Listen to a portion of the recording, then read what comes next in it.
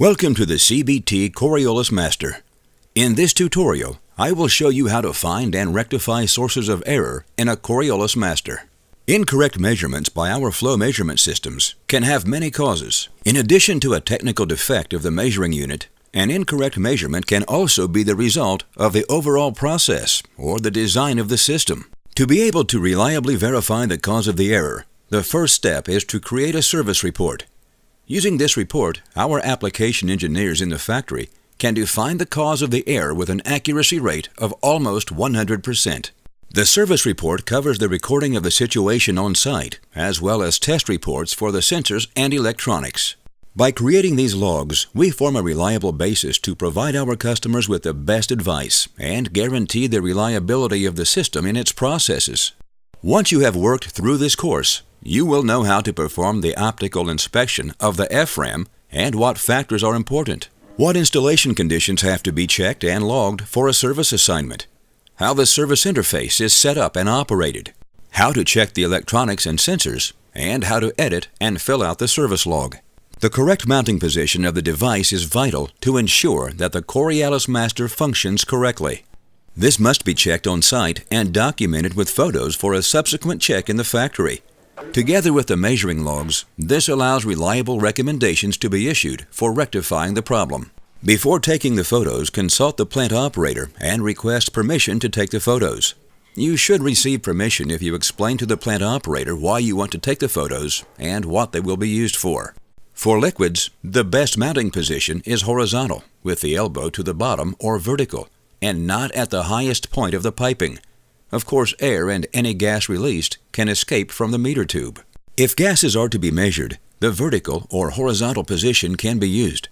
In this case, in the horizontal position, you must make sure that you align the bins upward so that any liquid entering the meter tube is diverted and can flow out. You must also make sure that when measuring gas, the device is installed at the highest possible point of the piping and not at the lowest point. As the device is an oscillator, you have to attach a pipe support behind the device flange. The piping is thus decoupled and the vibrations are not transferred to the piping as disturbances. You can also decouple the device between the flanges. Compensators and pipe supports are available from retail outlets. Now you select the available technology. A distinction is made between compact technology, where the control unit is located inside the measuring device, and separated technology with a separate control unit. Compare the number on the FRAM module with the serial number of the measuring unit. These are located on the nameplate on the side and directly on the FRAM module. The reference data of the measuring unit is stored in the FRAM. If the module has been replaced, the measured values are interpreted with incorrect reference data, which falsifies the measuring result. To check the FRAM, open the housing cover of the field mount housing and remove it. With separated technology, the FRAM is located between the terminals. Compare the number on the FRAM module with the serial number of the measuring unit. These are located on the nameplate on the side and directly on the FRAM module. The reference data of the measuring unit is stored in the FRAM. If the module has been replaced, the measured values are interpreted with incorrect reference data, which falsifies the measuring result. The FRAM is located above the display.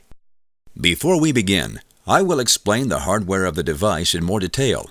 There are two temperature-dependent PT1000 resistors in the device. One is fastened to the housing, and the other is located directly on the meter tube. The excitation coil is in the middle. It makes the whole system vibrate, which is referred to as the resonance frequency. The two sensors are positioned further out. There, the phase shift, also referred to as the Coriolis effect, is measured. Now use a multimeter to measure the resistance between the coils.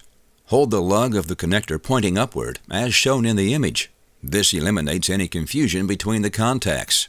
Always measure opposite pins, as this is the only way to measure the resistance.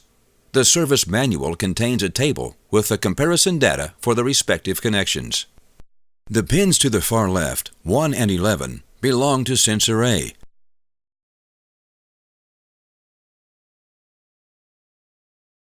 Sensor B is connected directly adjacent at pins 3 and 13. Enter the measured values in the measuring log.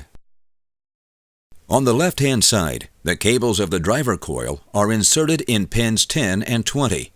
Enter the measured resistance in the measuring log.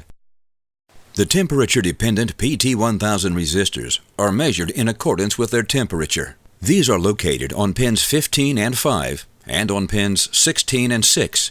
Please measure the pins 6 and 5 and pins 16 and 15 for cable break. Enter the measured values and the reference temperature for the PT1000 in the measuring log.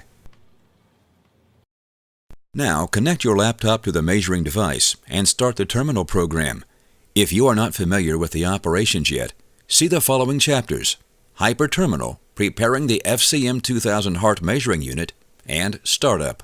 Perform a parameter dump as described in the tutorial. You now have access to the service programs for the measuring unit. In general, you can check the set values on the device directly or via the PC and terminal program. The most important settings are measuring range and correct output nominal diameter. To display these values, use the arrow buttons to change the specialist menu level and press Enter. You do not need a password if none has been entered. For commissioning, all you have to do is operate the device in feed flow. If the device has been installed the wrong way around, the electronics can be set to opposite in the flow indication. Now use the arrow buttons to switch to the flow meter sensor submenu and press Enter to go to the submenu. In this submenu, you will find the nominal diameter. If the nominal diameter specified does not match, this indicates the wrong FRAM or incorrect data. To display the sensor amplitudes, you have to open the sensor menu by pressing the arrow buttons down until the service menu appears, and then confirming with the Enter button. You need to enter the service code.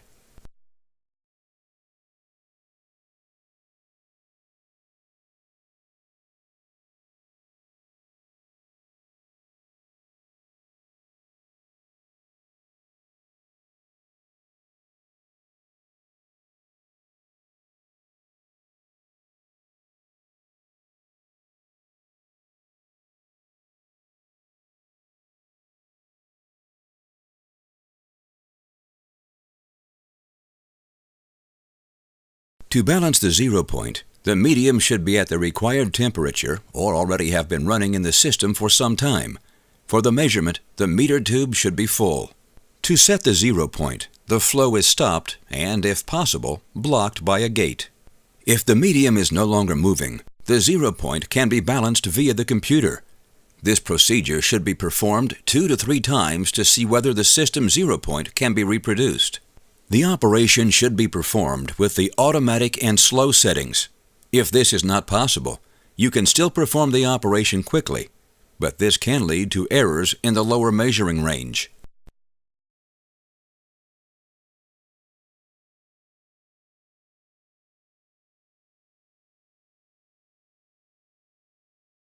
Finally, disconnect the measuring unit from the power supply. Then disconnect the connections to the TTL connector and close the measuring unit by screwing on the cover. Ensure that the seals are correctly positioned. If necessary, lightly grease the seal to ensure the measuring unit is sealed.